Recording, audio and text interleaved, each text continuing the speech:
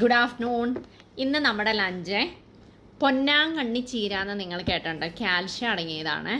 അത് നമുക്കിവിടെ വില്ലയിൽ തന്നെ നമ്മൾ ഉണ്ടാക്കിയതാട്ടോ. കുറേ കാലം കൂടിയിട്ടാണ് കുറേ ചാനലിലൊക്കെ ഞാൻ ഈ പൊന്നാങ്കണ്ണി ചീരനെ പറ്റി കണ്ടിട്ടുണ്ടായിരുന്നു. അന്നേരം ഒരു ചേച്ചി നാട്ടിൽ പോയപ്പോൾ ഞാൻ പറഞ്ഞു വിത്ത് കൊണ്ടുപോകാനെ ഇങ്ങനെ വളർത്താനായിട്ട്. അന്നേരം പുതിയൊരു ഫാമിലിയൊക്കെ വന്നപ്പോൾ അവരുടെ ഇതിൻ്റെ ഇതുണ്ടായിരുന്നു. അങ്ങനെ അത് ഞങ്ങൾ വളർത്തി ഇന്ന് രാവിലെ പറിച്ച് പരിപ്പൊക്കെ ഇട്ട് ആ ആൻറ്റി എന്നെ കറി ഉണ്ടാക്കി എനിക്ക് കൊണ്ടു തന്നു. പരിപ്പും പൊന്നാങ്കണ്ണി ചീര കാൽഷ്യം കൂടുതലുണ്ട് ഇതിനകത്ത് കേട്ടോ. അത് എയർ ഫ്രയറിൽ ഫിഷ് ഫ്രൈ ചെയ്തിട്ടുണ്ട്, ഒരു മുട്ടയുണ്ട്, പിന്നെ സലാഡ്.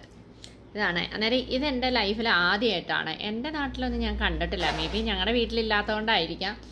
കടയിലൊന്നും വാങ്ങിക്കണം കണ്ടിട്ട്. പക്ഷെ പല ചാനലിലും ഞാൻ കണ്ടിട്ടുണ്ട് അവരുടെ വീട്ടിൽ ഇത് ചെയ്യേണ്ട സെയിലുണ്ട് എന്നൊക്കെ പല വീഡിയോസിലും ഞാൻ കണ്ടിട്ടുണ്ട്.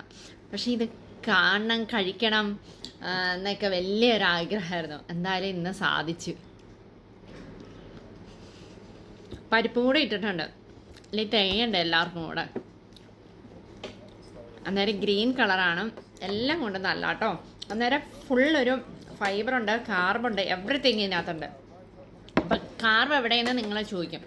പരിപ്പിൽ പൾസസിൽ കാർബ് ഉണ്ടാവും.